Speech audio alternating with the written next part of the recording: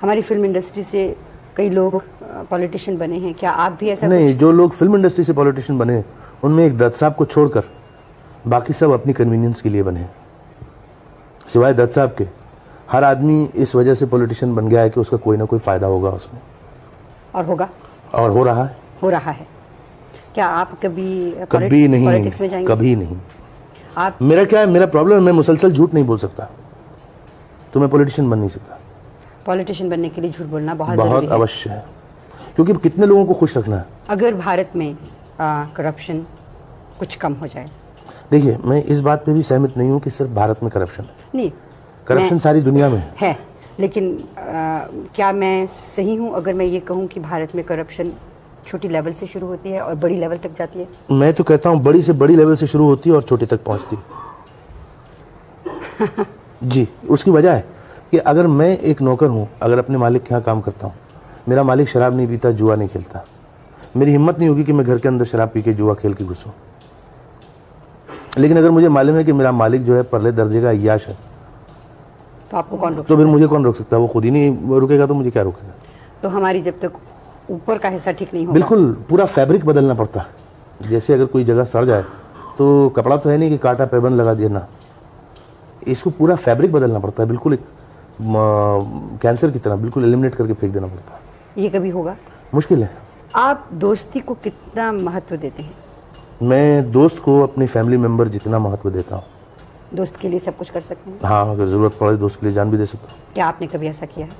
मैं कई बार मरते मरते बचा हूँ दोस्तों के लिए, लेकिन मैं उसके बारे में बोलना नहीं चाहता। बोल दिया तो फिर दोस्ती खत्म हो जाती है। सही कहा आपने। कभी कोई ऐसा दोस्त आपका मिला है जिसने आपकी दोस्ती का नाजायज फायदा उठाया? बहुत से मिले हैं। आप ये पूछिए कभी कोई ऐसा मिला है जिसने नहीं उठाया हो? फर्क है, मगर वो फिर दोस्त रहते भी नहीं ना ज्यादा देर तक। अस्सलाम वालेकुम, आदाब। मैं मोहम्मद जाफर, सर्वधार्मिक मानव एकता विश्व शांति मंच प्रेसिडेंट।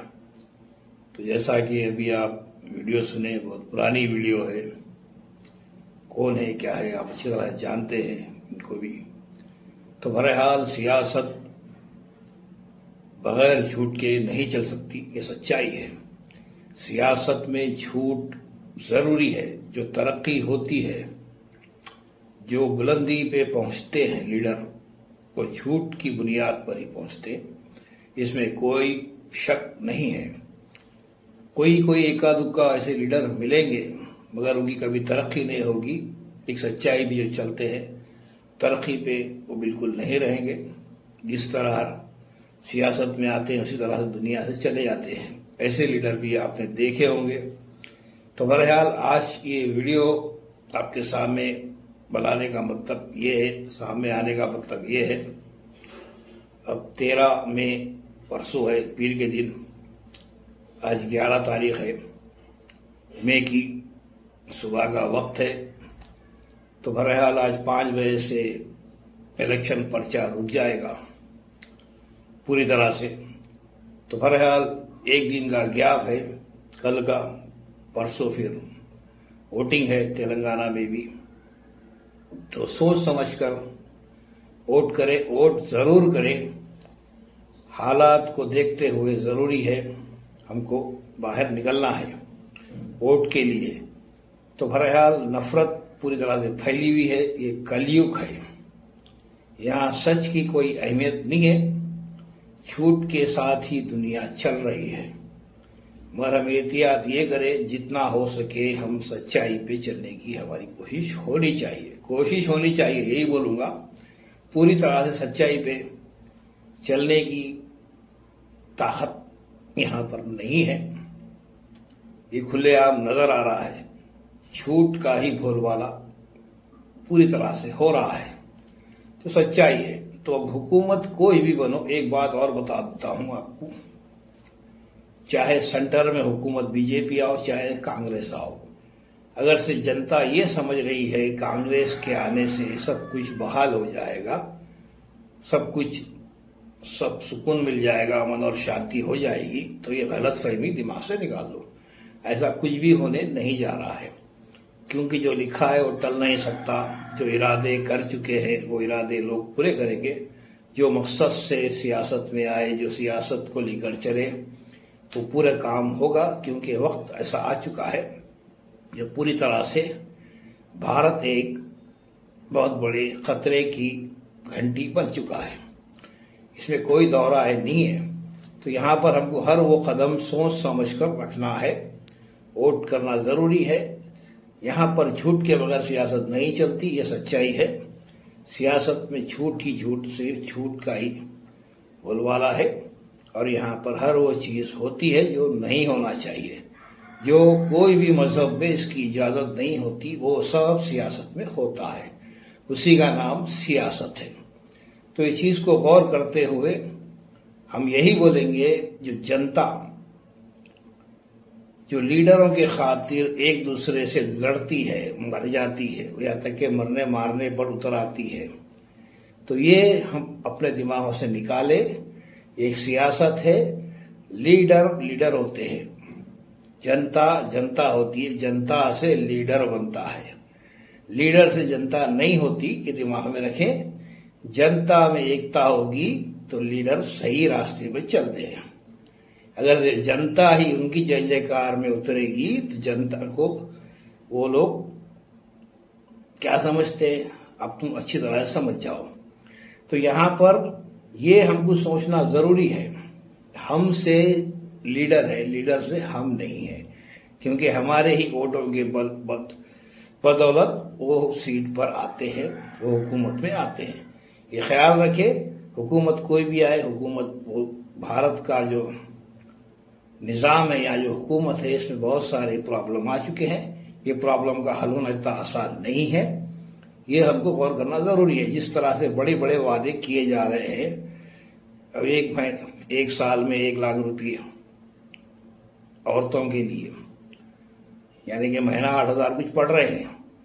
तो ये बोलना तो बहुत आसान है, मगर अभी जो हुकूमत है वो हिसाब से करना नामुमकिन है। ये भी एक सच्चाई है। जिस तरह से तेलंगाना में 6 गारंटी वादे किए गए, उसमें एक ही वादा चल रहा है बस का, आरटीसी लेडीज को फ्री। उसमें भी कुछ सुनने में आ रहा है, कुछ किराए बढ़ाए गए, ये गए हो गए, वो तो होगा बहरहाल। तो ये जो खेल है बहुत बड़ा खतरनाक खेल है, बगैर छूट के सियासत नहीं चल सकती। तो जनता मजबूर है, तो किस वजह से है?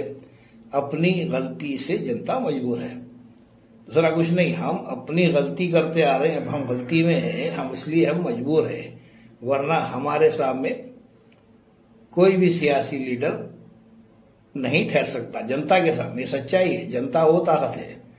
जनता में अगर से एकता हो जाएगी तो हम हुकूमतें सही चलाने में कामयाब होते। हुकूमत चलाने वाले ये लोग खाली बैठे हैं, चलाने वाली जनता ही है। हमारे ही पैसे, हमारा ही टैक्स हम जो देते हैं, टैक्स, उसी से हुकूमतें चलती है, सब कुछ होता है। ये सच्चाई है, हम जो कई वीडियो में बताते आ रहे हैं। तो बहरहाल इसमें हिंदू मुसलमान मत करो। जिस तरह से संविधान की बात है, भी संविधान भारत में नहीं है। फिलहाल के हिसाब में कोई संविधान कहीं नजर नहीं आता, कहीं नजर नहीं आता। और संविधान से ही ये भारत चलता है, क्योंकि यहाँ 6 धर्मों को एक साथ रहना है मिलकर, तो संविधान पर ही चलना होगा।